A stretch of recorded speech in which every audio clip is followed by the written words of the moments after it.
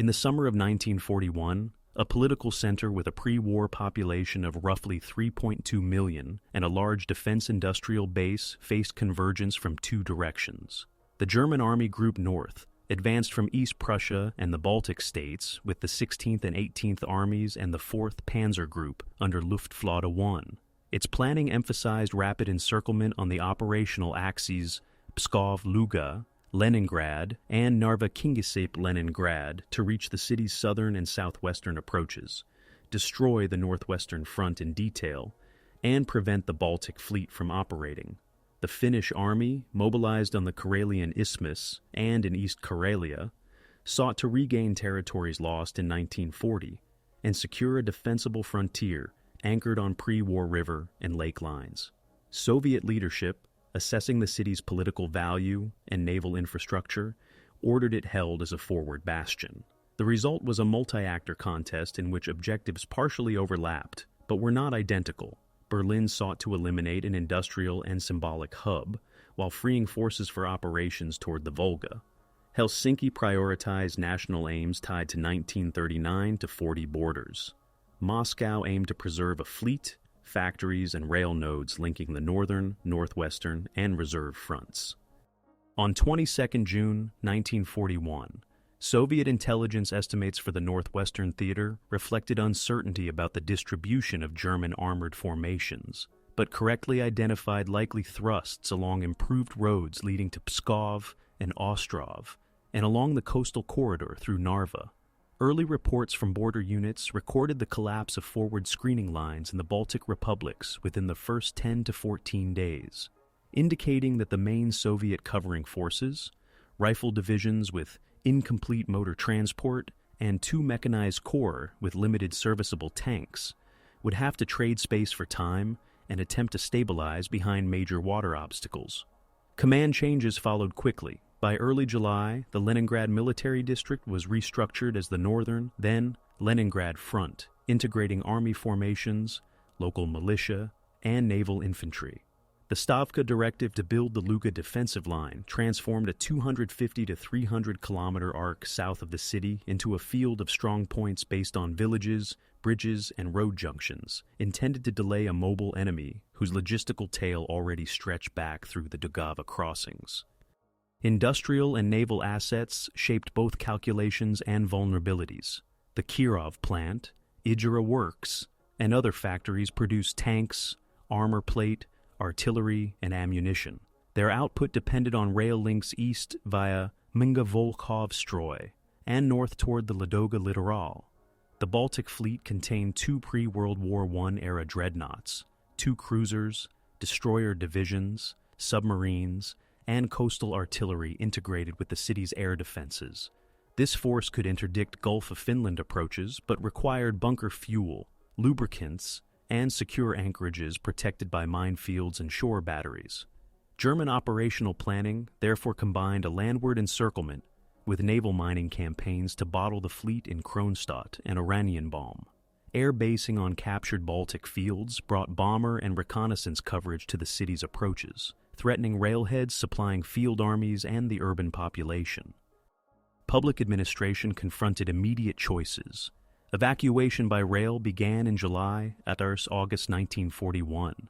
Records indicate several 100,000 civilians departed eastward before encirclement severed the main lines.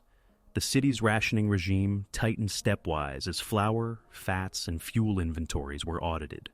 Military and civil engineers indexed bridge loads, key capacities on the Neva and Ladoga, and potential truck route corridors north of the city, should the railways be cut. These technical studies, initially part of contingency planning, later underpinned the concept of a winter ice road across Lake Ladoga. At this stage, however, planners still expected to preserve at least one rail corridor via Imga and Tikhvin, long enough to move heavy industry components and evacuate vulnerable populations. On the opposite side of the front, German logistical staffs calculated daily consumption for an advancing panzer group and two field armies over distances that strained horse-drawn echelons. The capture of Pskov and Ostrov provided forward depots, but the conversion of Soviet broad-gauge rail to standard gauge lagged behind the tempo of operations. This imposed a ceiling on ammunition and fuel lifted to the jump-off areas for the next phase toward the Luga line. Commanders weighed whether to commit armored formations to break the Luga defenses directly or to maneuver east to cut the city's rail connections at Maya. The decision matrices reflected the tension between speed, exploiting summer roads, and sustainability, ensuring enough engineer assets to bridge rivers and repair culverts before autumn rains. Finnish headquarters evaluated a separate set of constraints. On the Karelian Isthmus, fortified belts from 1939 remained in varying states of repair, while the terrain of lakes, bogs, and forests limited massed armor. Operational goals focused on pre-1940 boundary lines and control of key waterways, including the Svir and the shores of Lake Ladoga. Finnish staff studies addressed the risk of overextension toward the Neva and the diplomatic implications of artillery ranges that could reach urban districts. These considerations produced an advance that secured ground north and northeast of the city without committing to storming dense urban defenses. Within the city, the mobilization of militia battalions, the reallocation of skilled workers to fortification labor, and the integration of naval aviation into the air defense grid formed a layered response.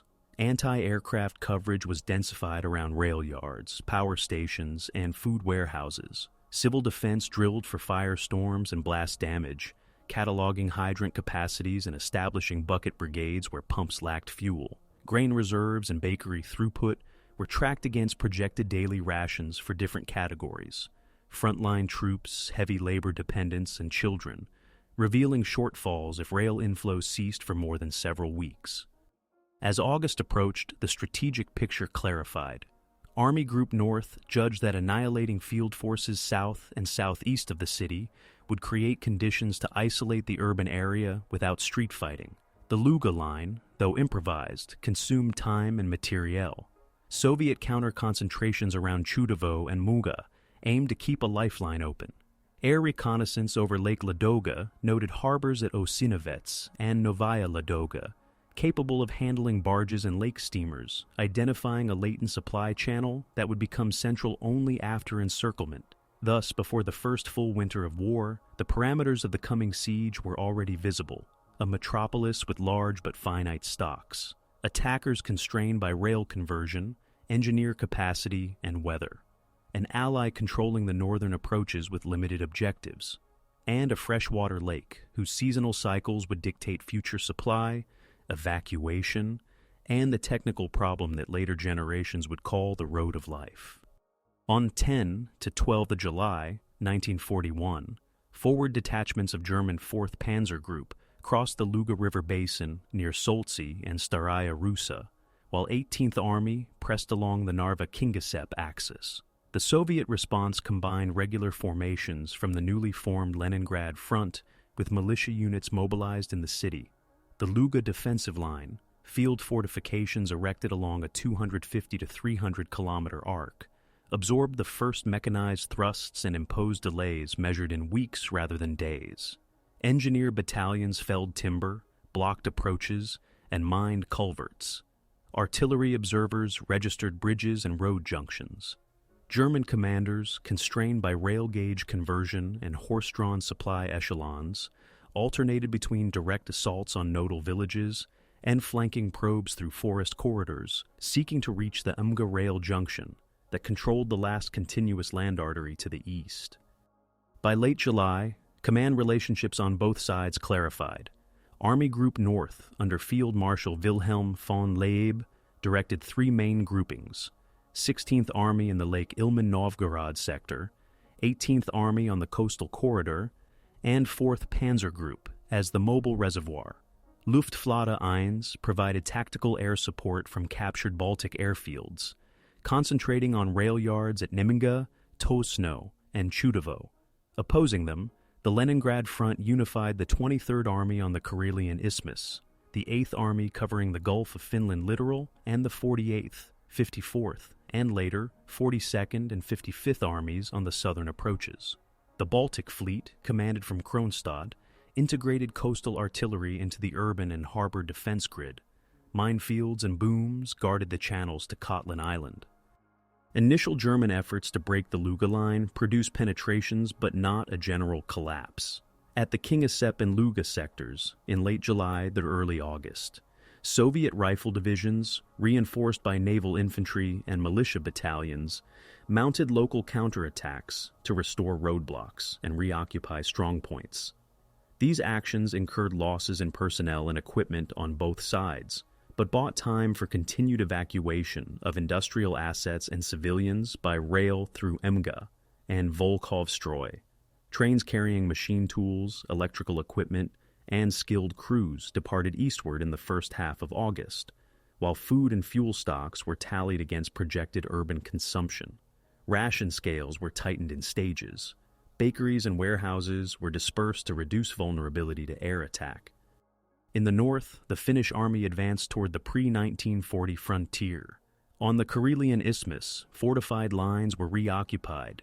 In East Karelia, Finnish formations reached the Svir River and the northern shore of Lake Ladoga, separating Soviet forces in the area from direct land communication with the city. The terrain, lakes, forests, and limited road networks reduced the feasibility of large-scale armor employment. Finnish operational planning emphasized securing defensible lines rather than committing to urban assault operations. Artillery deployments on the isthmus remained below ranges required for sustained shelling of central districts, reflecting both technical limits and political calculations in Helsinki. The decisive developments south and southeast of the city unfolded in the last week of August and the first days of September. On 30 August 1941, German formations took Munga, severing the primary railway to the east. Soviet attempts to retake the junction over the next days failed to re-establish through traffic. With the rail corridor cut, attention focused on the Neva corridor and the settlements around Shlisselburg at the lake's outflow. On September 8th, German units captured Shlisselburg, closing the land ring and preventing road traffic from leaving the city. Fires that day destroyed significant food reserves and warehouse complexes, further tightening the supply outlook. The capture of Tosno and Sinyavino positions isolated Soviet groupings on the Oranienbaum bridgehead, but did not eliminate them. Those units continued to tie down German forces west of the city. Air operations intensified.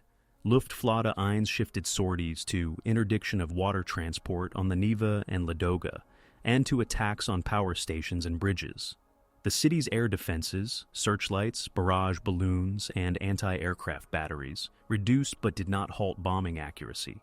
Damage control units restored rail spurs within the urban perimeter and shored up key walls along the Neva to support lighterage. On the lake, reconnaissance identified Osinovets and Novaya Ladoga as feasible termini for barge and steamer traffic once a secure route could be established under shore-based anti-aircraft cover and naval patrols. These geographic facts laid the groundwork for an emergency supply system across Ladoga, though in September the focus remained on stabilizing ground lines east of the Neva. On 10 September 1941, a change of command placed Georgy Zhukov in charge of the Leningrad front, replacing Kliment Voroshilov. Orders prioritized the retention of bridgeheads on the Neva's left bank and the organization of the Neva Operational Group for counter-thrusts towards Sinyavino. The 42nd and 55th Armies held the southern urban arc from Peterhof through Pulkovo Heights to Kolpino. Preparations included pre-sighted artillery fires, demolition plans for inner defensive belts, and centralized ration control for frontline and heavy labor categories.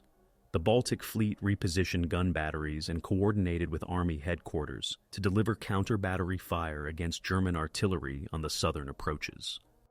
German staff work at this juncture balanced two imperatives: isolating the city to reduce it by starvation and bombardment, and protecting the flanks against Soviet forces assembling east of the Volkhov. 16th Army's pressure in the Novgorod-Chudovo sector aimed to prevent a Soviet corridor from being reopened, while 18th Army sought to compress the southern perimeter to shorten its own supply lines. The 4th Panzer Group, its vehicles worn by extended marches and constrained by fuel lift, incrementally transferred formations to other theaters, reducing the availability of armor for a direct urban assault. Civil administrative measures inside the city adjusted to the new reality after September 8th. The municipal authorities registered remaining populations by district, issued identification for ration categories, and relocated thousands of non-essential workers to labor detachments dedicated to fortification, debris clearance, and utility repair. Water intake points on the Neva were fortified. Bakeries organized shifts to maintain round-the-clock production under blackout conditions. Medical services triaged casualties from air raids and prepared for rising malnutrition as autumn advanced. Educational institutions suspended regular instruction and converted buildings to shelters and field kitchens. The cumulative effect of these measures was to preserve basic urban functions under siege conditions, while the military searched for ways to re-establish external supply. By the end of September 1941, the opening phase had yielded a durable configuration, a land encirclement maintained by German forces south and southeast of the city. Finnish forces on the northern approaches holding recovered lines without initiating an assault on the urban core, and a Soviet defense that retained bridgeheads and a naval base but had lost the last rail and road connections to the national rear. The prospects for sustaining the population and the garrison now depended on the navigability of Lake Ladoga under enemy air pressure in autumn, the possibility of winter ice traffic, and the capacity of forces east of the lake to contest the Neva and Sinyavino belt. The concept, later termed the Road of Life, emerged not as a pre-planned operation, but as a technical and logistical response to conditions established during these weeks. The encirclement in early September forced each headquarters to convert broad strategic aims into detailed plans. For Berlin, the directive to isolate rather than storm the urban area translated into a three-part design: compress the southern perimeter to shorten lines, prevent any restoration of the Volkhov rail corridor, and interdict all water traffic on the Neva and Lake Ladoga. Army Group North assembled artillery groups with 105 mm and 150 mm field guns and 210 mm howitzers to harass rail yards, power stations, and warehouse districts. Luftflotte 1 scheduled bombing windows against barges and lake steamers, planning for sorties from fields in the Novgorod and Tosno sectors when weather allowed. Railway troops prioritized standard gauge conversion toward Chudovo and Kirishi to raise daily ammunition and fuel lift for sustained bombardment. Staff tables set ammunition expenditures to maintain pressure without exhausting stocks required for winter. Commanders assumed that if food inflow were cut below minimum subsistence, the garrison would lose combat effectiveness within weeks, and the civil administration would request terms. Helsinki's operational objectives remained distinct. The Finnish army consolidated on the Karelian Isthmus and the Sphere Line, calculating artillery ranges that would deter Soviet ferrying along the Ladoga littoral without initiating an assault on urban districts. Plans emphasized strong points and counter-mobility measures in forested terrain, with limited armor and an emphasis on field artillery, mortars, and patrols. Coordination with German air efforts extended to reconnaissance over the northern and northeastern lake, but Finnish planning documents focused on securing a sustainable defensive frontier and preserving reserves for contingencies rather than committing to siege operations against dense urban targets. Moscow's plans addressed survival under blockade. The Leningrad Front, the city administration, the Baltic Fleet, and the People's Commissariat of Railways integrated their staffs to design multimodal communications eastward. Engineers surveyed Osinovets on the western shore and Novaya Ladoga and Kobonya on the eastern shore, modeling pier capacities, dredging needs, and anti-aircraft arcs. Naval assets on Ladoga, lake steamers, barges, tugs, and small patrol boats were requisitioned. Initial lake transport targets were set in the low hundreds of tons per day for late September-October, subject to weather and air interdiction. As ice formed, planners shifted to an ice road concept. Truck columns would carry flour, groats, and fuel inbound, evacuate children, wounded, and skilled workers outbound, and maintain traffic at night to reduce exposure. Engineering norms specified minimum ice thicknesses for loads: foot parties above 10 to 12 centimeters, light vehicles above 15 to 20 centimeters, 3-ton trucks above 25 to 30 centimeters, and heavier loads only above 35 to 40 centimeters. convoy spacing of 80 to 100 meters and speeds of 15 to 25 kilometers per hour were established to prevent harmonic loading and to allow recovery vehicles to operate between lanes. Rationing and inventory control were recalculated against projected intake rates. The food balance sheets counted flour, cereals, fats, and meat in warehouses that survived September fires, then compared these to needs for frontline troops, heavy labor, and dependents. The working assumption was that urban survival required daily inflow, measured in thousands of tons to sustain pre-siege norms, but that a minimal survival regime could be approached if 800 to 1,200 tons per day could be delivered, with priority to bread flour and fuel for bakeries and water pumping. The reality of autumn navigation suggested far lower initial inflows. Hence, ration scales were tightened in stages, and industrial power consumption was curtailed to preserve coal and fuel oil for core services. A parallel plan reallocated rolling stock and locomotives east of the lake to ensure that any tonnage arriving at Neva Ladoga or Kobona could move immediately onward to Volkovstroy and rear depots. Air defense planning adjusted to the new supply geometry. Anti-aircraft batteries and searchlights were sited along Ladoga's western shore approaches, on the Neva crossings, and at Osinovets. The Baltic Fleet adapted coastal artillery for counter-battery fire and assigned small craft to escort lake convoys inside the coverage of shore guns. Camouflage, smoke generators, and dispersed anchorage moorings were introduced to reduce the effectiveness of bombing runs against loading points. Radio procedures and call signs were standardized between Army, Navy, and civil defense to coordinate alerts and restore damaged Ks. On the German side, interdiction planning expanded beyond bombing schedules. Shore observation posts plotted convoy routes, and minefields were considered for shallow approaches, though ice formation would limit their utility. Weather services modeled wind, temperature, and cloud ceilings over Ladoga to forecast optimal strike periods. The Army requested rail priority for heavy artillery ammunition and for engineer stores to improve positions on the Pulkovo and Kolpino sectors, anticipating that compression of the perimeter would bring more targets within range and increase attritional pressure on rail spurs and workshops still functioning inside the city. Evacuation planning proceeded alongside supply design. Civil lists prioritized children, hospital patients, and skilled industrial workers deemed transferable to rear plants. On water, outbound flows in October would be constrained by barge availability and air threat. On ice, winter plans envisioned daily evacuation quotas matched to inbound supply tonnage, with return loads spaced to avoid overloading lanes. Medical stations and warming points were plotted at both shores, with sledges and ambulances assigned to transfer points. Registration and identification protocols were unified to prevent duplication and to expedite movement across the lake. Propaganda and information management were incorporated on all sides for distinct aims. German leaflets projected the inevitability of starvation and urged surrender. The intended effect was to accelerate administrative collapse without committing assault forces. Soviet publications framed the lake route as a planned communications line and emphasized continuity of governance and production despite siege to sustain morale and labor output.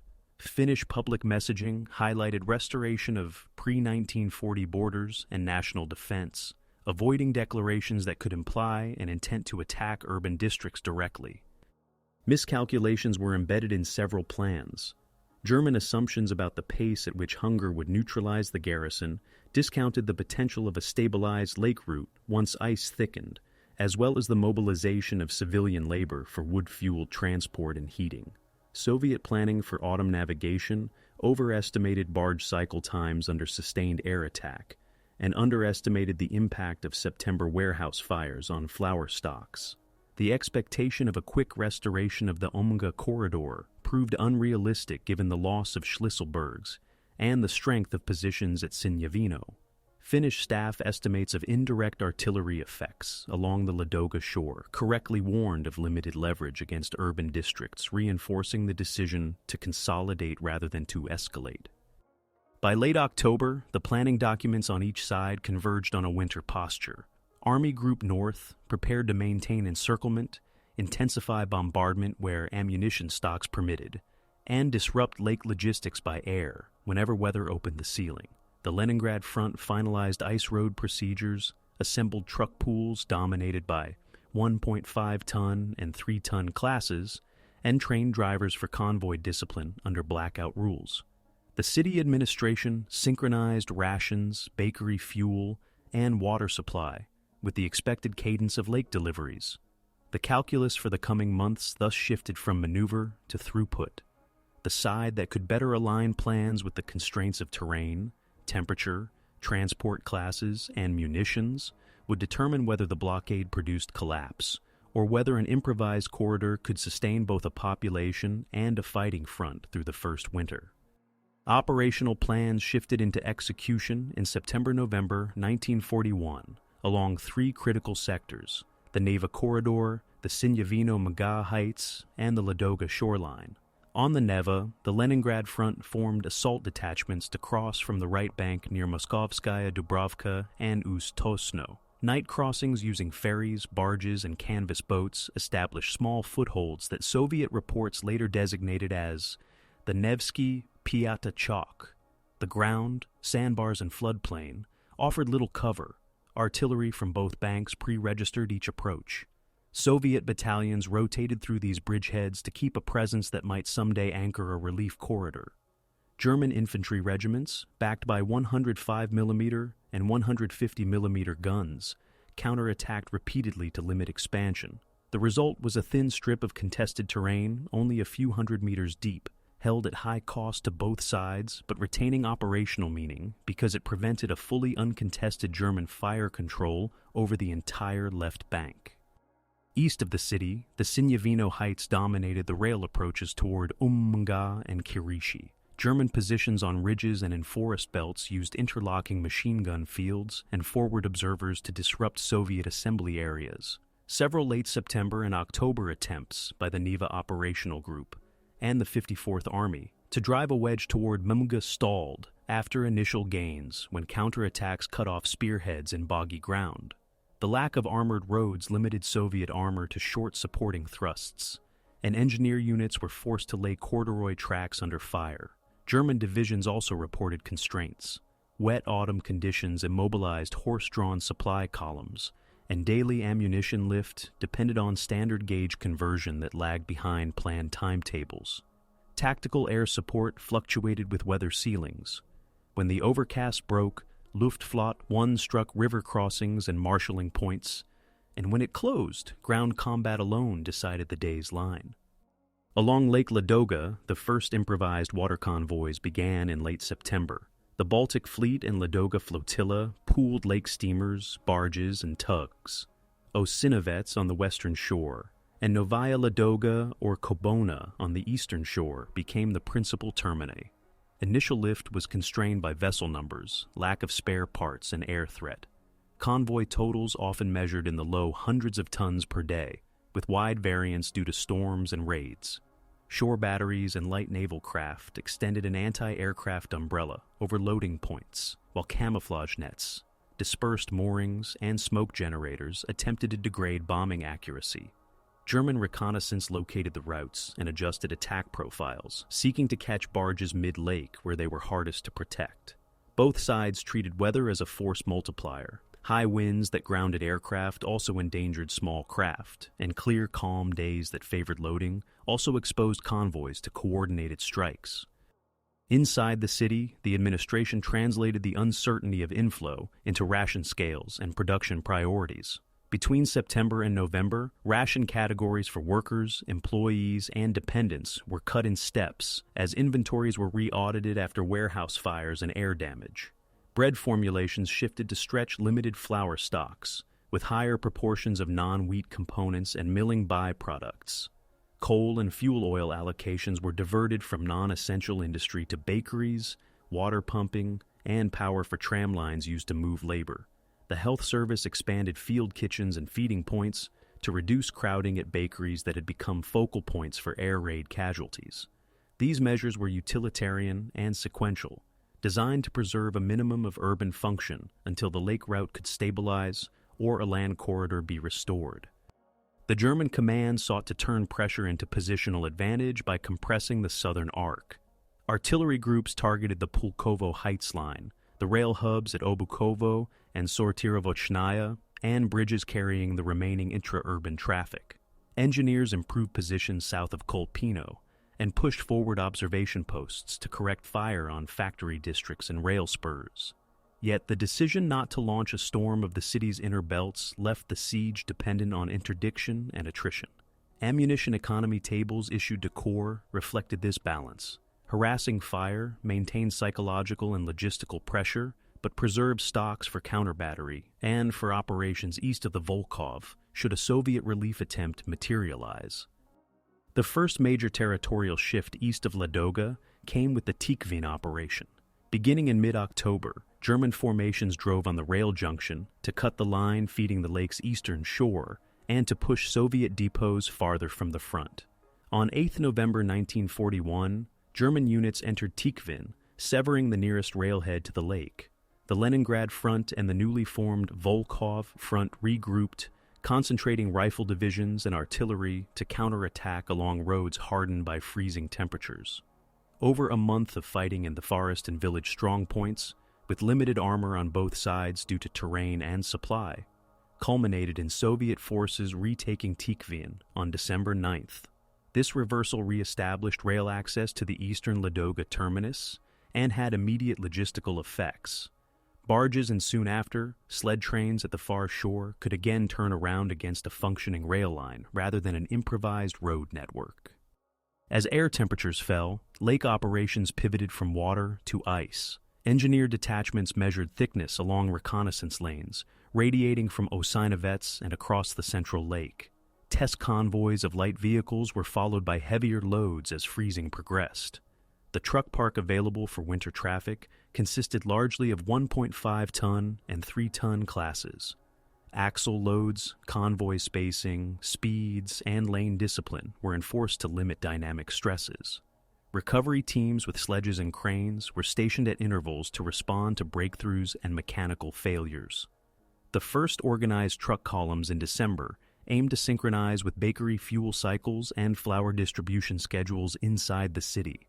Outbound, evacuation began on a larger scale. Children, hospital cases, and designated skilled workers were registered, processed at warming points, and loaded for the night crossing. On the Neva and Sinyavino fronts, early winter brought no decisive breakthrough, but locked in patterns that would endure into 1942. The Nevsky Payatachok remained contested, preventing German observation from fully dominating the left bank. The Sinyavino ridges continued to anchor a barrier against a quick restoration of the Munga corridor. Both sides adapted their tactics to snow cover and shorter daylight. Artillery registration using sound ranging and flash spotting intensified. Patrol clashes increased as units probed for thin sectors. Sniper and mortar activity became daily features rather than interludes. Logistics dictated tempo. German corps near Kolpino reported ration and fodder issues as horse losses mounted in cold conditions. Soviet rifle divisions east of the Neva cycled battalions through frontline duty to minimize non-battle losses from exposure. The cumulative picture of these first engagements was a mosaic of small gains and localized setbacks, whose significance lay less in immediate territorial change than in their impact on the emerging supply geometry. The failure to eliminate the Nevsky footholds and the recapture of Tikhvin prevented a completely sealed system. The inability to reopen a land corridor kept the city dependent on a route that would exist only at certain temperatures and under continuous air threat. Civilians experienced the operational map as cues at ration points, night movement restrictions, and the appearance of convoy headlights across the lake horizon. Soldiers and commanders recorded the same map as firing tables, ice thickness charts, and monthly ammunition lifts. Each measure, bridgehead retention, ridge defense, convoy scheduling, was an engagement in its own right, and together they defined the opening phase of the siege as a contest over throughput rather than a contest of storm and capture. The crisis matured between November 1941 and February 1942, when weather, supply geometry, and command choices amplified losses on all sides. After German units took Tikhvin on November 8th and Soviet forces recaptured it on December 9th, the eastern railhead feeding Lake Ladoga was restored, but the city remained isolated by land. The Ladoga waterlift ceased as freeze-up advanced. The ice road opened in stages. Initial test runs of light vehicles in early December were followed by organized convoys of 1.5-ton and 3-ton trucks by mid-month. Engineering orders fixed load classes to measured thickness, above 25 to 30 centimeters for 3-ton trucks and above 35 to 40 centimeters for heavier loads. Night movement and 80 to 100 meter spacing were enforced to reduce exposure to air attacks and to limit dynamic stress on the ice. Inbound priority cargoes were flour, fuel for bakeries and pumping stations, and medical supplies. Outbound traffic evacuated children, hospital cases, and designated skilled workers. December daily delivery frequently fell below targets. January and February saw higher averages as convoy discipline improved and more vehicles were added, but inflow still lagged behind pre-siege urban requirements.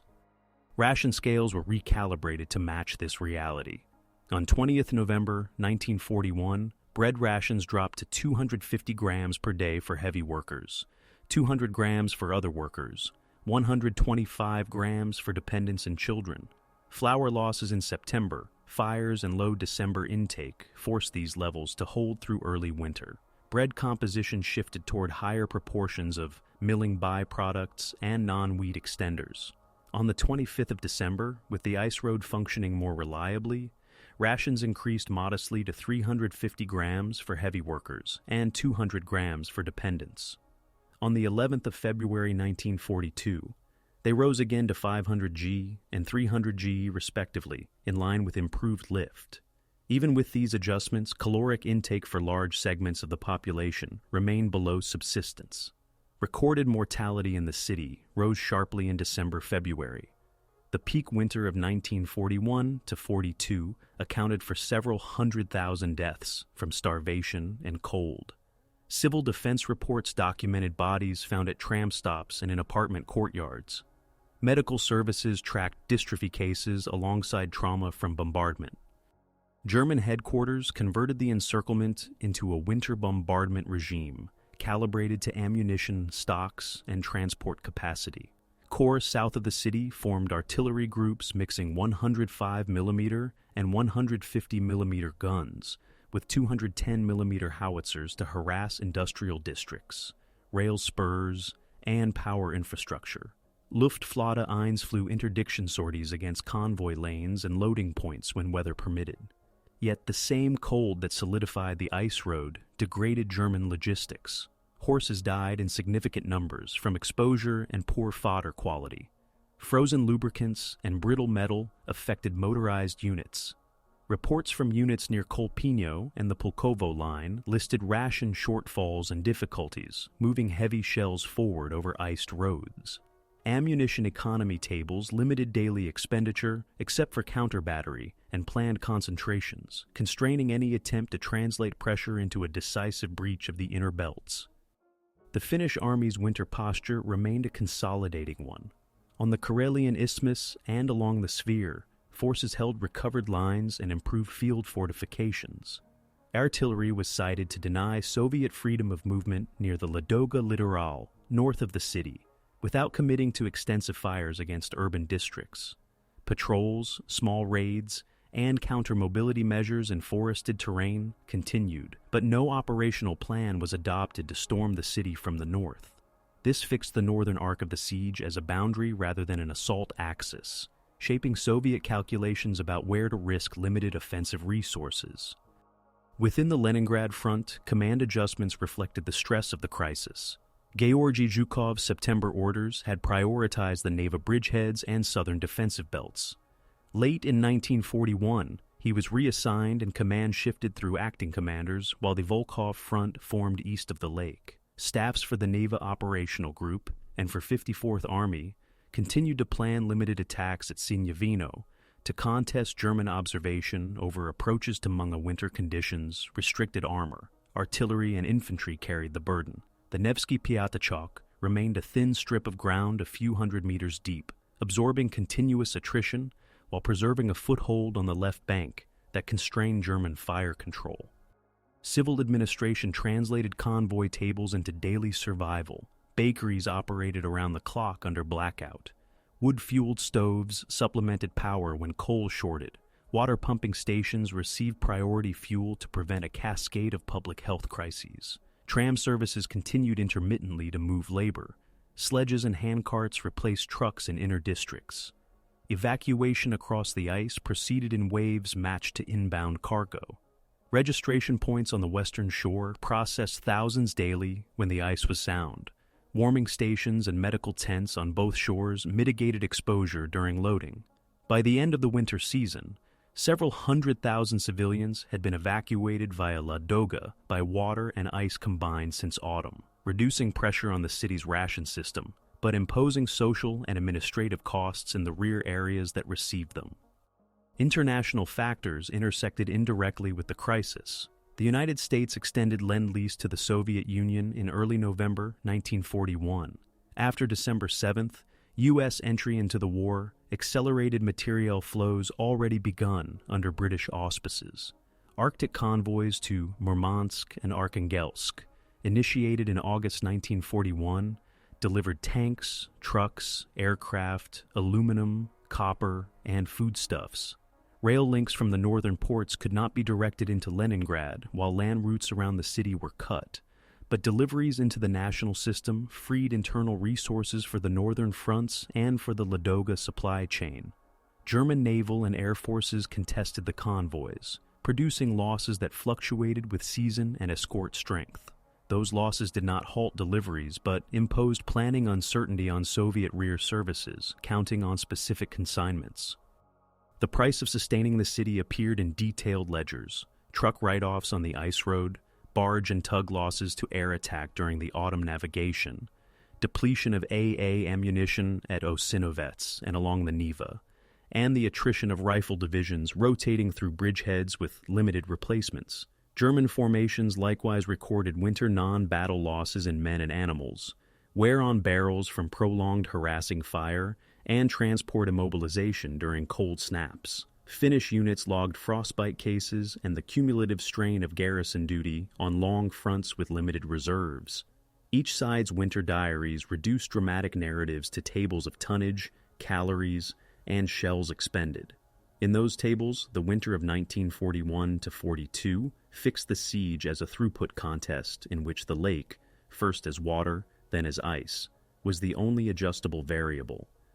By February 1942, the immediate famine peak had begun to ease as the ice road reached more stable daily lifts and ration scales rose modestly. The urban economy, however, operated at minimum capacity, with many factories stripped or converted to repair and munitions. The military situation remained static. Land encirclement persisted.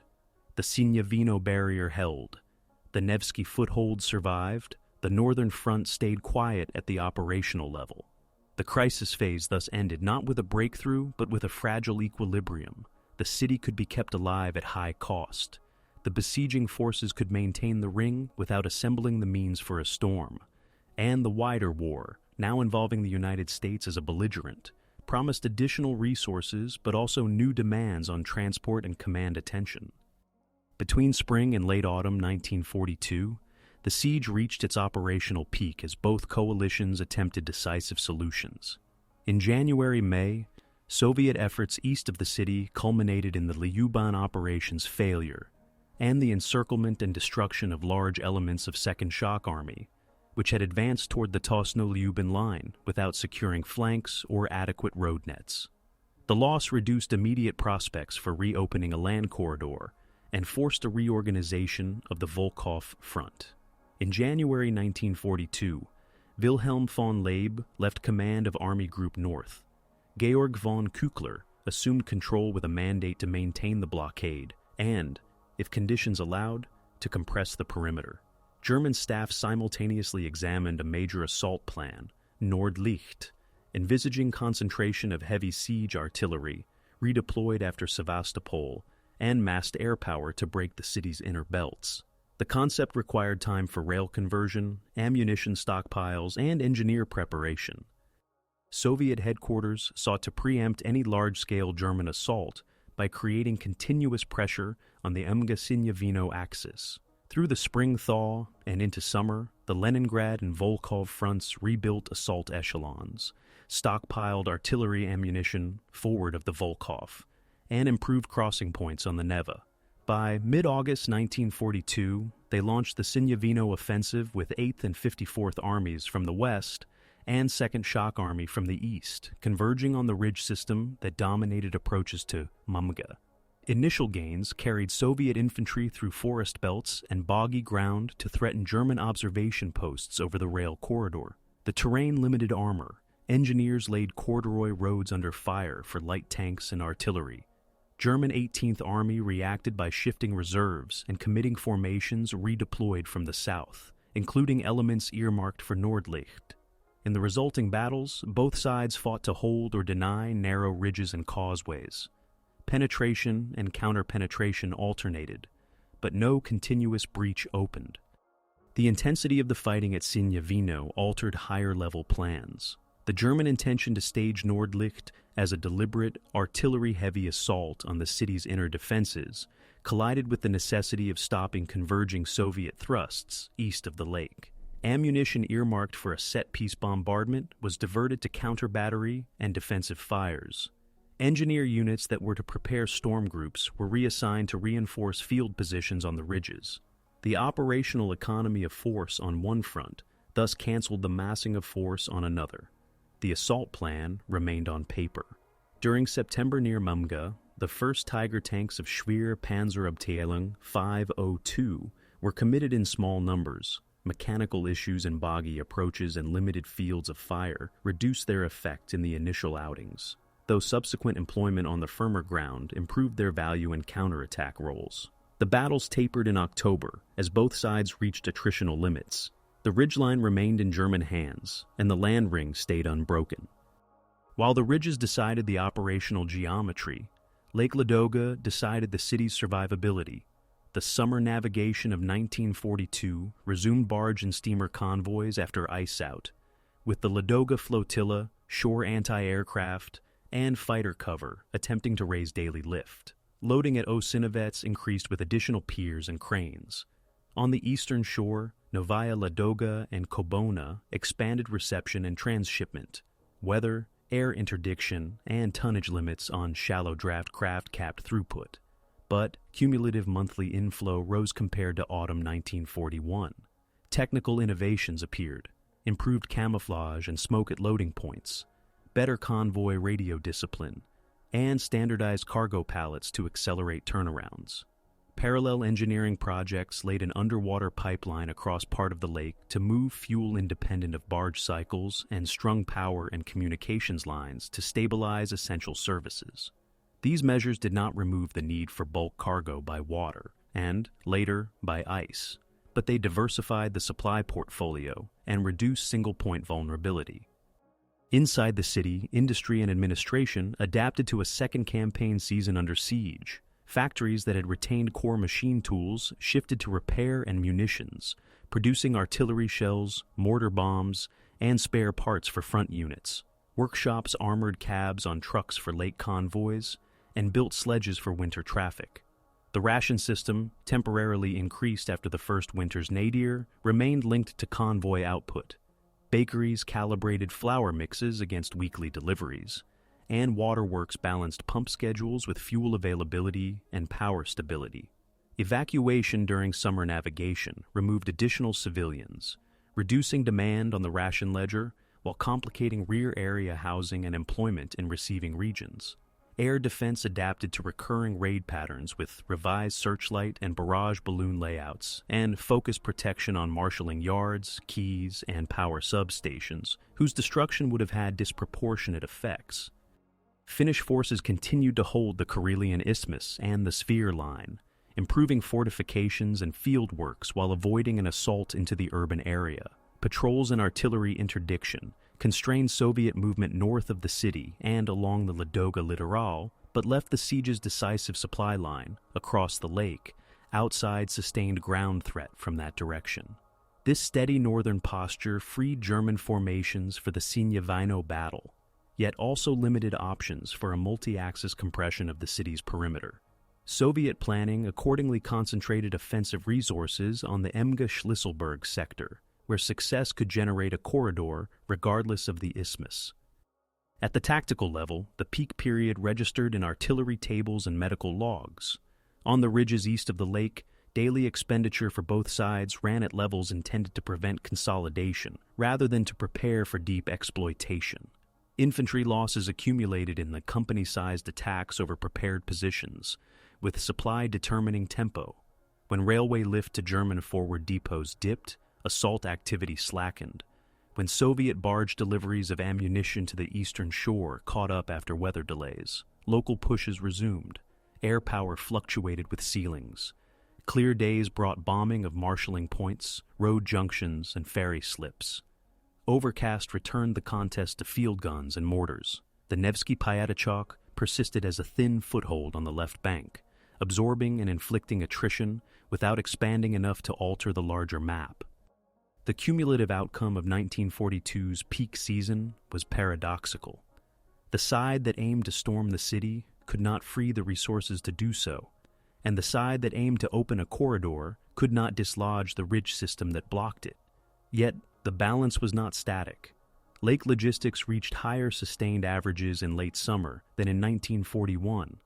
Engineering experience from the first winter informed preparations for the second. Convoy lanes across the ice were surveyed in advance.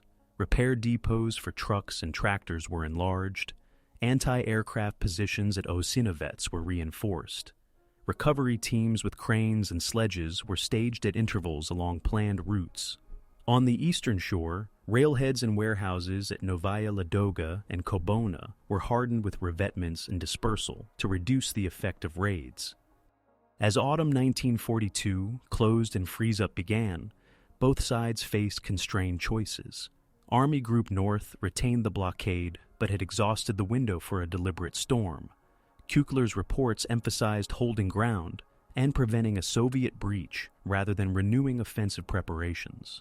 The Leningrad and Volkhov fronts, having failed to seize Sinyavino, shifted to a new plan that sought a shorter, more direct breach at the lake's outflow near Shlisselburg, where the Neva narrowed and terrain offered fewer ridge barriers. The second winter loomed with better prepared supply organs and hardened defenses, but the fundamental equation persisted. The city would live or fail by the tonnage that crossed the lake, and the encircling forces would succeed or fail by their ability to interdict it while maintaining their own ammunition and fuel over extended, weather-damaged rail and road nets. Winter 1942-43 forced both coalitions to convert lessons into routine. The lake route was reorganized as a regulated highway with numbered lanes, checkpoint schedules, and repair depots. Traffic police, engineers, and recovery teams enforced spacing and axle load discipline for the main truck classes in service: 1.5-ton Jazz AA and 3-ton ZIS-5, while tractors and sled trains handled oversized cargo. Route maintenance units drilled drainage holes to relieve pressure ridges, marked hazards with brush and flags, and laid crushed ice and packed snow to harden surfaces after thaws. Convoy commanders synchronized departures from Osinovets with rail arrivals at the eastern depots so that pallets moved across the lake without idle storage. An underwater pipeline completed during the previous navigation carried fuel independently of truck cycles, and power and communications lines across the lake stabilized essential services ashore. Loading piers gained additional cranes and ramps.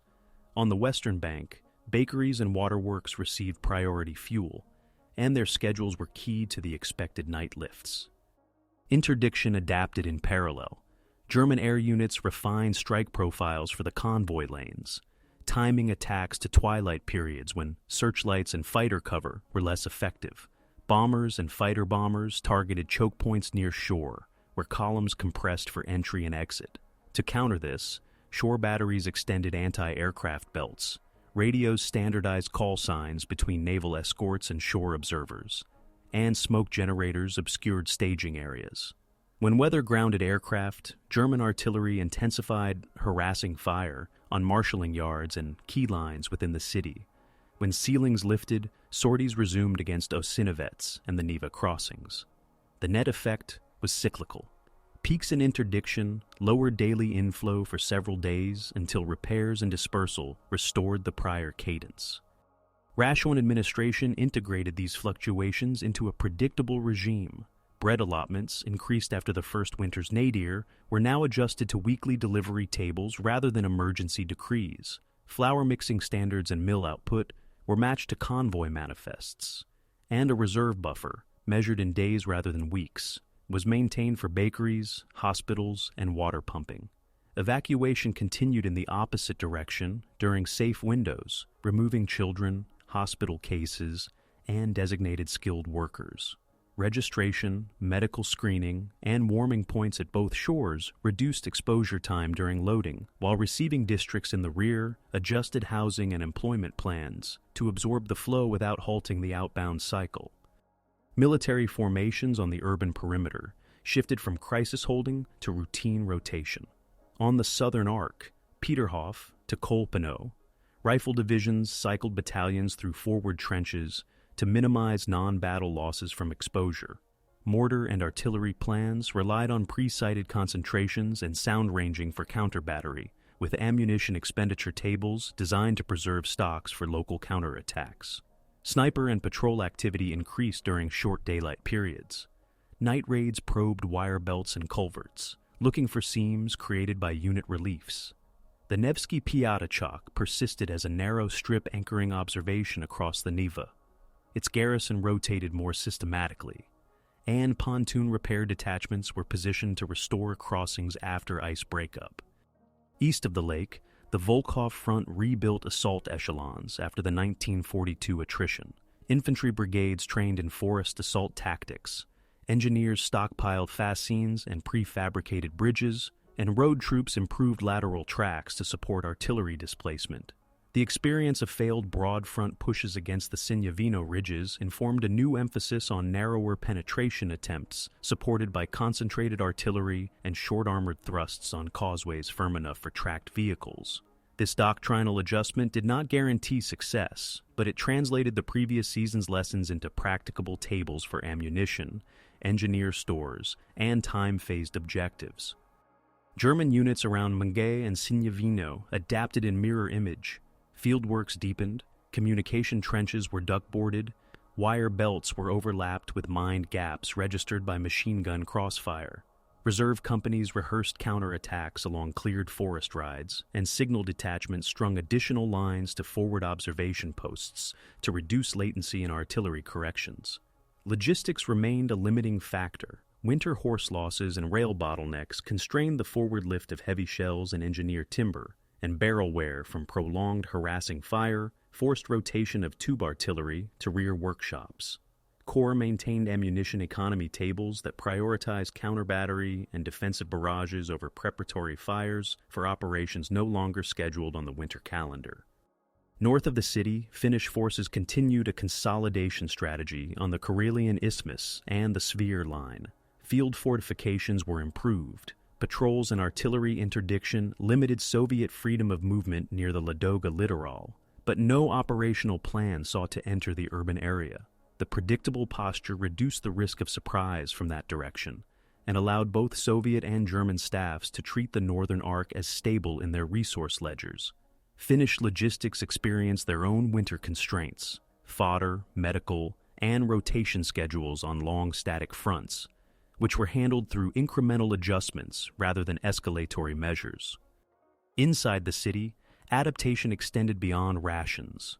Workshops pivoted to the siege economy, repairing small arms and artillery, machining spares for vehicles on the lake route, fabricating sledges and armored cabs, and cannibalizing non-essential equipment for steel and copper. Utilities adopted staggered power cycles to even load on limited generation and transmission. Tram lines operated for labor movement when voltage permitted, with handcarts and sledges bridging gaps during outages. Civil defense standardized debris clearance after raids, firefighting assignments by district, and emergency medical routing to conserve fuel and time. Administrative records show a shift from crisis orders to codified procedures that could be repeated regardless of daily variance in tonnage or air activity. Psychological resilience practices were formalized without becoming the focus of operations. Information bulletins explained ration changes and convoy schedules in functional terms. Workplace assemblies linked output quotas directly to specific front units or services to create measurable targets. Military censors and public information offices moderated rumors that could trigger runs on bakeries or water points. None of these measures removed hardship. Their purpose was to stabilize behavior under predictable constraints so that logistics and defense tasks could proceed without additional friction from crowd dynamics.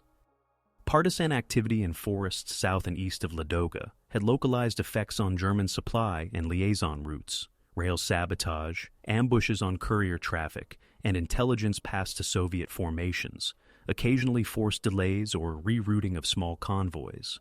German countermeasures, security battalions, patrol sweeps, and fortified halts reduced the operational impact, but tied down manpower that might otherwise have reinforced frontline sectors. The net weight of these actions was modest compared to artillery and air interdiction, yet they formed part of the environment in which both sides calibrated reserves and guards. As the second winter matured, the arithmetic of survival and resistance appeared in standardized ledgers. For the city, daily truck counts, axle failures, ice thickness measurements, bakery fuel reserves in days, water plant output, and evacuation tallies. For the besiegers, ammunition delivery to forward dumps, barrel wear indices, horse and vehicle availability, and the status of fieldworks by sector. These records reflected a shift from improvisation to institutional routine. The lake crossing, once an improvised line of last resort, operated as a planned system with redundancies: pipeline, power, communications, night convoys, dispersed piers, capable of absorbing periodic shocks and returning to baseline. By late December 1942, both coalitions stood on prepared ground. Army Group North held its ring with reinforced fieldworks and calibrated artillery. The Leningrad and Volkhov fronts maintained bridgeheads and assault groupings, while the lake route met a larger share of essential intake than in the prior winter. The stage was set for an attempt to convert incremental resilience into an operational breach. Planning directives on the Soviet side narrowed the focus to the lake's outflow at Shlisselburg, where terrain geometry and river width offered the shortest path to a land corridor. German staffs, reading the same map, adjusted reserves to the Emga-Shlisselburg belt. The next phase would test whether adaptation, technical, logistical, and procedural, could serve as a springboard for a decisive opening rather than a means of indefinite endurance.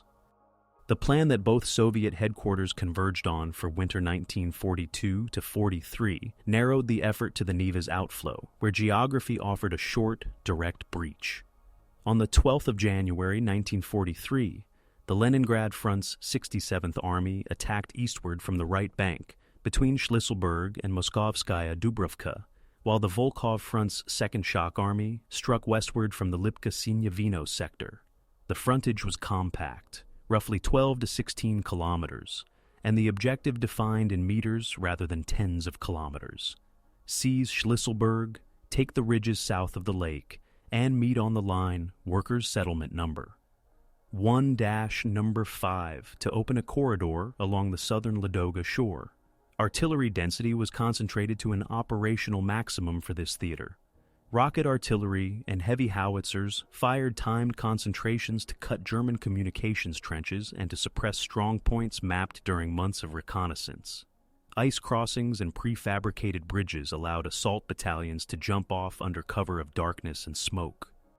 German 18th Army defended with infantry divisions and fortified bands that had withstood repeated blows in 1942. The position set exploited forest, book, and man-made obstacles, with forward observation posts on low rises guiding fire from 105mm and 150mm batteries. Reserves positioned behind the Sinyavino line rehearsed counterattacks on cleared rides and causeways. The operational problem for the defense was depth. The ground that had provided elastic room in summer now offered limited lateral mobility in deep snow and low temperatures, and reinforcement depended on rail lifts through Maga that had to be protected from parallel Soviet pressure. Corps orders emphasized immediate local counterthrusts to prevent a junction of the two Soviet assault groups and to hold key villages that anchored the trench lattice.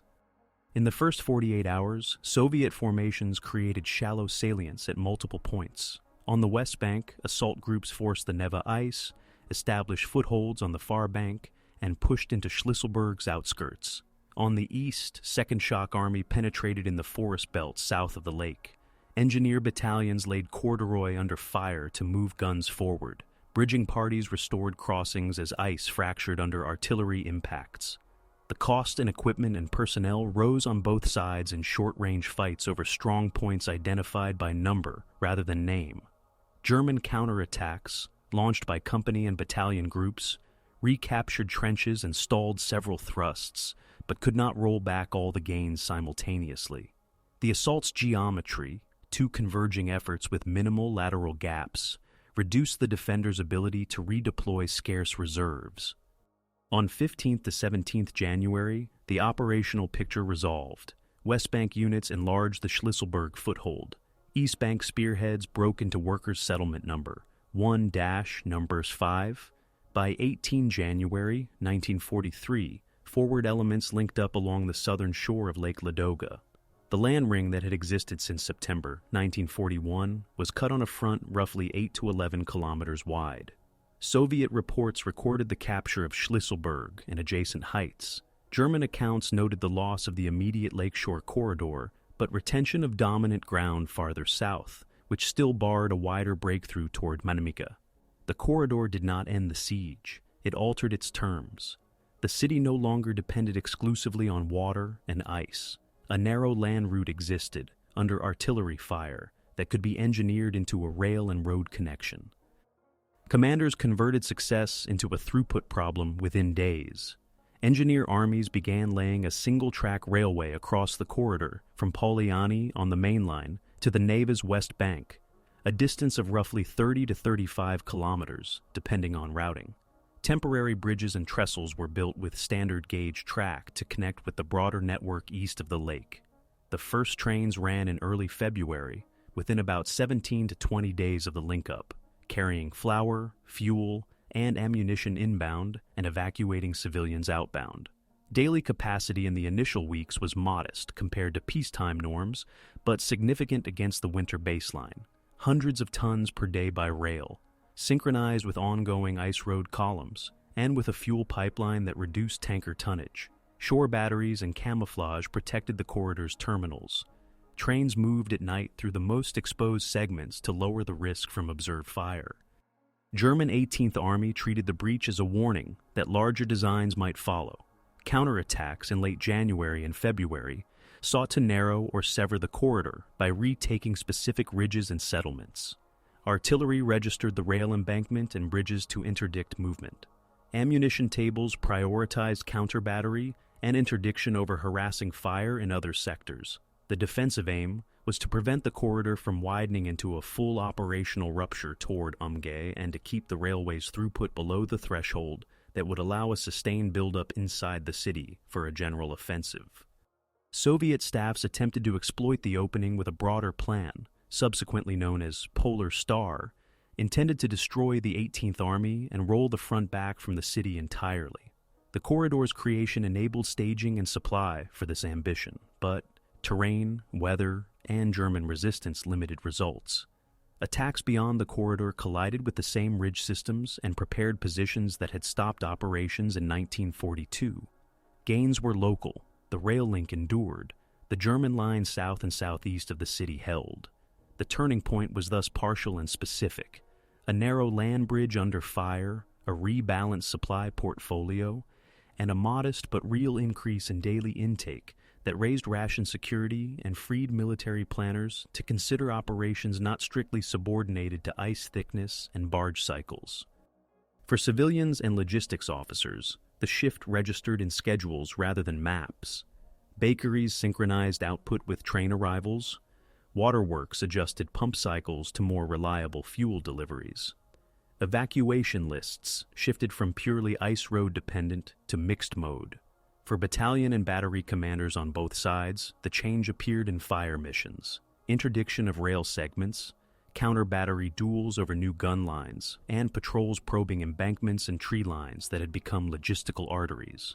The Baltic Fleet and Ladoga flotilla, while still operating, ceded primacy to a combined land-lake system in which each mode absorbed shocks when the other was disrupted by weather or fire. Finnish forces on the Karelian Isthmus and the Zvir Line registered the development without altering their operational posture. Fortifications were maintained. Patrol and artillery activity continued at prior levels. The corridor's creation did not present a direct threat to Finnish lines, and Helsinki's war aims did not require intervention to influence events along the southern Ladoga shore. This constancy fixed the northern arc as a bounded factor, while the southern arc became the arena for repeated attempts to widen or sever the new link. Quantitatively, the winter's turning can be summarized in three comparative measures. First, the geometry. From a closed ring to an 8 to 11 kilometer land corridor that could be traversed by road and rail under fire. Second, the daily intake. From a winter dependent on truck columns alone to a mixed system in which rail added hundreds of tons per day initially, rising as track, bridges, and depots were strengthened. Third, operational freedom. From a defense calibrated to ice schedules to one that could stage artillery and ammunition inside the city for planned attacks, while continuing evacuation at a rate no longer capped by convoy counts alone. Each metric remained contested by interdiction and counter-interdiction. None settled the siege. Together they shifted its balance from a binary survive or collapse calculus to a longer campaign in which the city's fate would depend on whether the corridor could be held and expanded faster than the besieging force could adapt its artillery, reserves, and rail lift to close it again. The breach in January 1943 reconfigured the siege into a prolonged contest of interdiction and counter-interdiction through the remainder of that year. The corridor along the southern Ladoga shore functioned as a narrow, defended artery. Soviet engineers expanded the single-track rail, hardened embankments, and added passing loops to raise daily capacity. Convoys on the ice continued during the 1942-43 and 1943-44 winters to supplement rail and barge traffic, but the lake route's share of total intake declined as the corridor stabilized. German 18th Army adjusted artillery to register rail segments, bridges, and depots. Luftflotte 1 targeted marshalling points when weather permitted. The net result was a throughput higher than in the first winter, but below peacetime urban demand, maintaining the city and the front, while limiting reserves for large-scale operations inside the perimeter. Attempts to widen the breach in 1943 produced incremental advances rather than a decisive opening to beaming a spring and late summer offensives by the Leningrad and Volkhov. Fronts pressed the Sinyavino-Mimga line with limited armor on causeways and concentrated artillery. Gains were measured in villages and forest belts. German divisions, aided by terrain and prepared positions, retained the Mga junction. The Nevsky Pyatachok, though no longer the sole bridgehead, remained a reference point for artillery observation and small unit actions. The Baltic Fleet and Ladoga flotilla continued convoy escort and shore defense roles. The underwater fuel pipeline and power line across Ladoga reduced tanker and barge requirements for specific commodities. Civil administration aligned rations to a more predictable delivery cycle. Evacuation continued by rail through the corridor and by water during navigation seasons, lowering ration demand inside the city while transferring the social and logistical burden to rear regions. Strategic planning on both sides shifted in late 1943 toward decisive winter operations.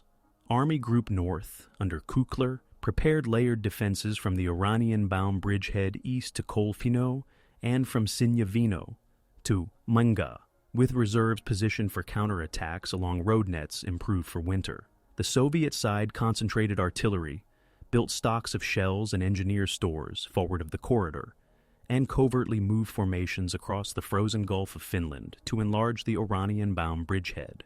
Coordination between the Leningrad and Volkhov fronts aimed to apply converging pressure. A west-to-east thrust Krasnoye Selo Ropsha to break the coastal arc, and a south to north thrust toward Mumga to unhinge the rail barrier. On 14th January 1944, the Leningrad-Novgorod offensive opened with dense preparatory fires. Assault armies from the Oranienbaum salient broke through German positions toward Krasnoye Selo and Ropsha. Simultaneously, forces on the southern arc attacked from Pulkovo toward Pushkin and Kolpino. Within days, the coastal grouping cut lateral roads and threatened to encircle German units west of the city. East of the corridor, Soviet attacks pressed toward Mumga and Tosno. German 18th Army conducted rearguard actions, used pre-sighted demolitions, and attempted local counterattacks to restore lines, but the combined effect of convergent thrusts and artillery-weighted preparation forced withdrawals. On January 18th to 21st, Soviet spearheads entered Mgaz approaches. The junction fell, severing the keystone of the German interdiction system. By 27th January 1944, the urban perimeter was no longer within effective German artillery range, and the blockade, maintained since 8th September 1941, was declared lifted. Withdrawal then became the dominant process. Army Group North pulled formations to successive lines anchored on the Luga and Narva rivers and on prepared positions in the Panther Line. Rearguards delayed with mines, anti-tank obstacles, and bridge demolitions to protect columns moving west on limited roads. The Baltic Fleet and coastal artillery shifted from purely defensive tasks to fire support for infantry advancing along the coast. Soviet engineers restored bridges and rail spurs in the urban periphery to reconnect industrial districts and rail yards to the national network.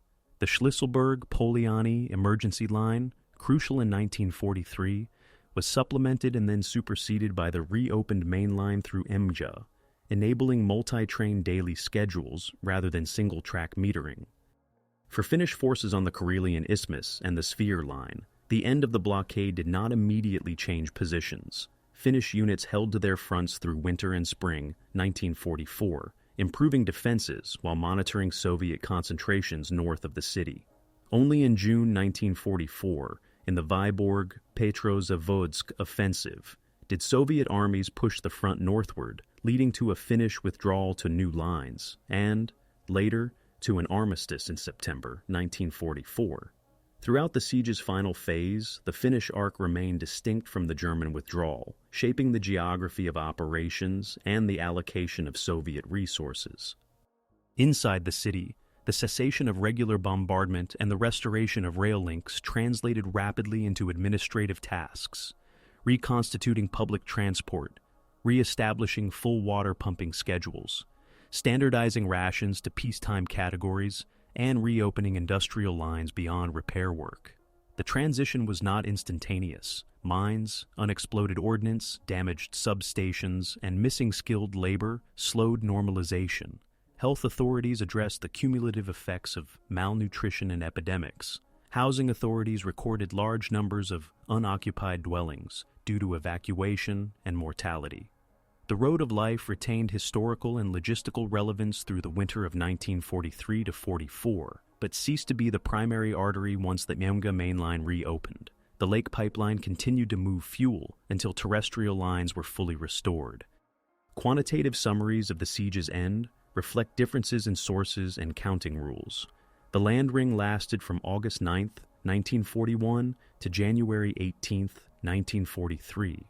An under-fire corridor operated from January 1943 until January 1944, 1944, when offensive operations widened the front beyond artillery range of the urban core. Civilian deaths in the city during the blockade are estimated in the several 100,000 to over 1 million range, depending on methodology and inclusion criteria. Most occurred in the winter of 1941 to 42, due to starvation and cold.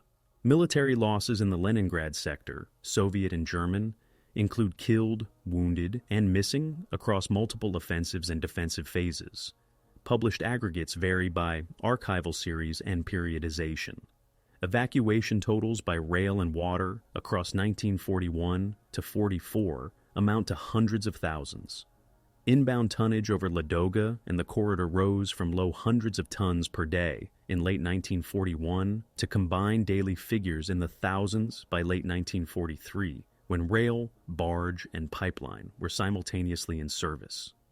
For the withdrawing German formations, the consequence of the January 1944 operations was a reorientation of Army Group North's front and a loss of the forward blocking positions that had anchored interdiction.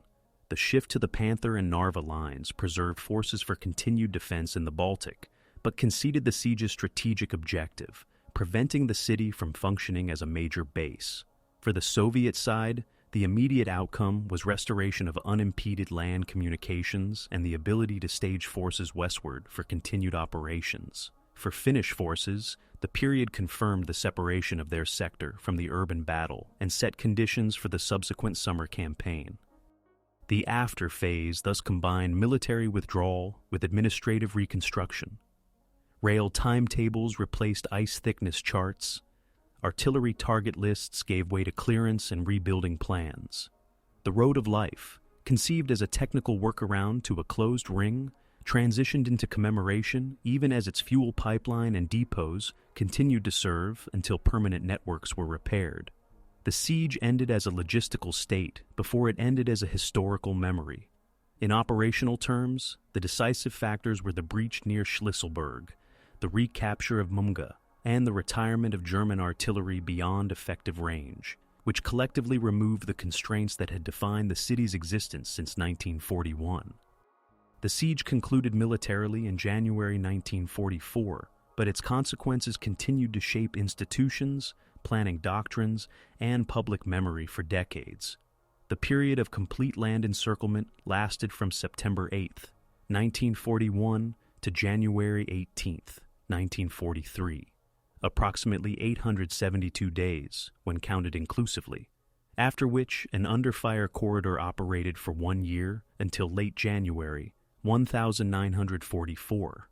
The primary logistical question, how to sustain an urban population and garrison cut off from normal rail and road networks, generated a set of methods that entered handbooks and training syllabi: lake convoy scheduling by tonnage class, ice road engineering norms by measured thickness and axle load, underwater fuel transfer to reduce dependency on tanker craft, and single-track emergency rail laid under artillery observation. These techniques were documented in convoy manifests, ice surveys, and ammunition expenditure tables that later staffs used as case studies for winter warfare, siege logistics, and urban continuity of services under bombardment.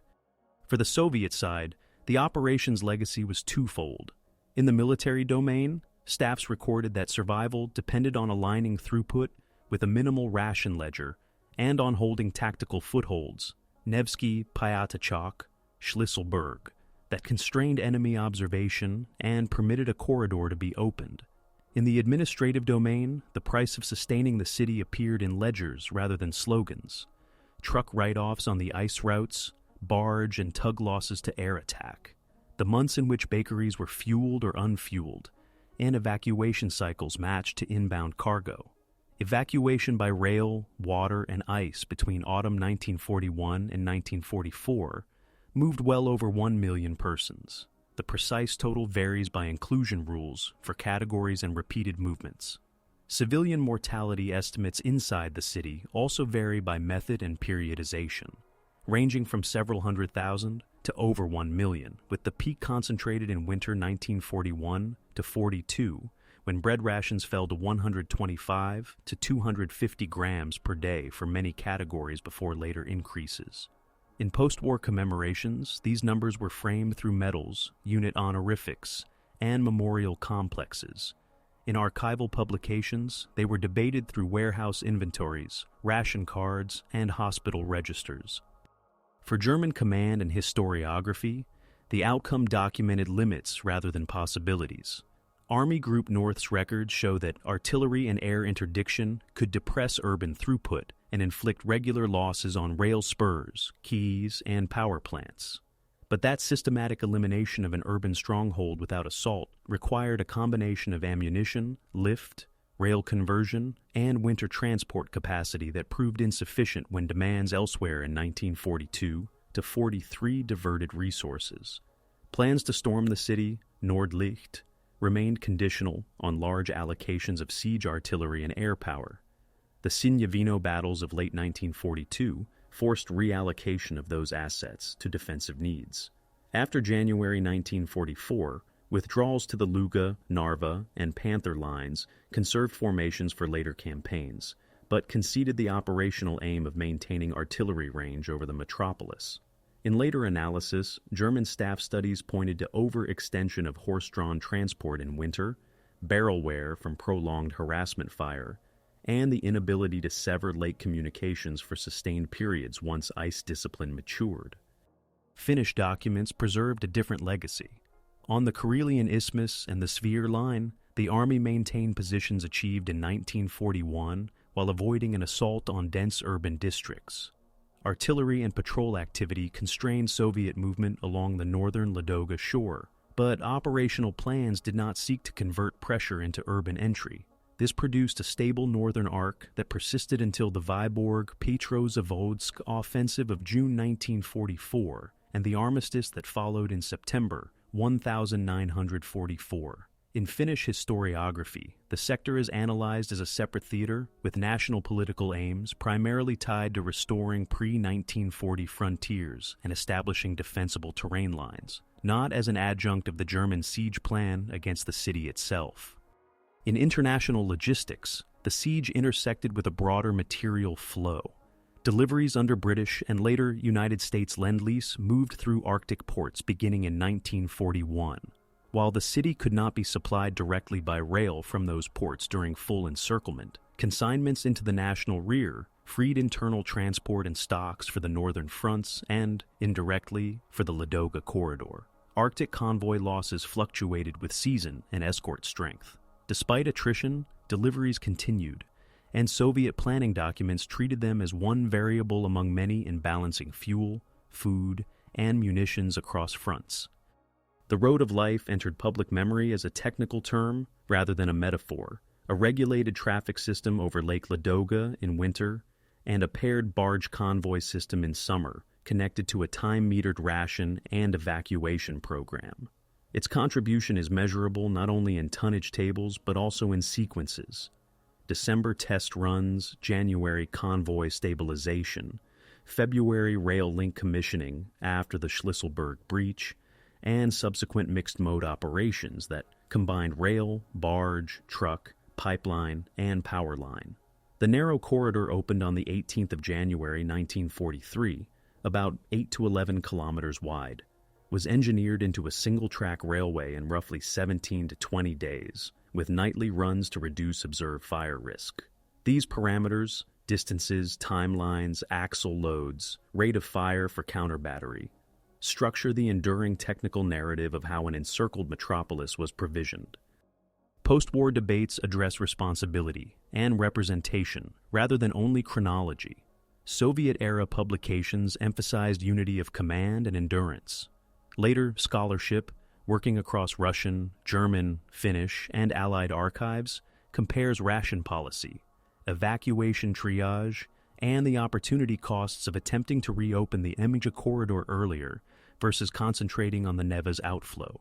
German studies weigh whether a sustained concentration of heavy artillery and air power in 1942 could have yielded a different result had Sinyavino not forced asset diversion. Finnish studies analyze the decision not to extend operations within artillery range of central districts and its diplomatic consequences. All sides engage with the problem of numbers, reconciling civil registry data with wartime reporting, separating deaths directly attributable to starvation and cold from those caused by air and artillery, and interpreting duplicated evacuation entries.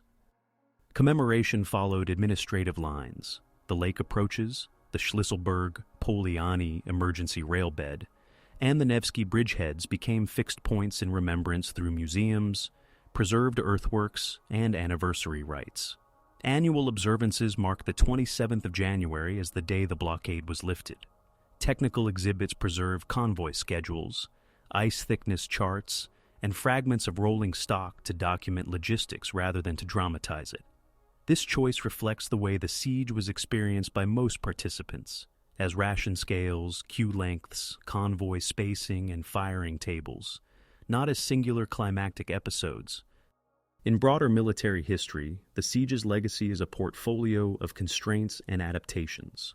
Urban defense without full external communications proved possible when a freshwater body could be converted seasonally into a highway, and when a narrow under-fire corridor could be engineered into a rail and road link. Encirclement without decisive assault proved maintainable only so long as interdiction exceeded the defender's capacity to diversify modes and to harden terminals. The price for each side is documented in routine records: rail tonnage lifted, barrels replaced, horses lost to cold, civilians evacuated, daily bread weights issued, rather than in isolated set pieces. The road of life therefore denotes an operating system that balanced ice, water, rail, and pipeline under fire, and the price of saving the city is rendered in measurable exchanges between intake and need, between ammunition stocks and target lists, and between evacuation capacity and the demographic map that remained when the guns moved out of range.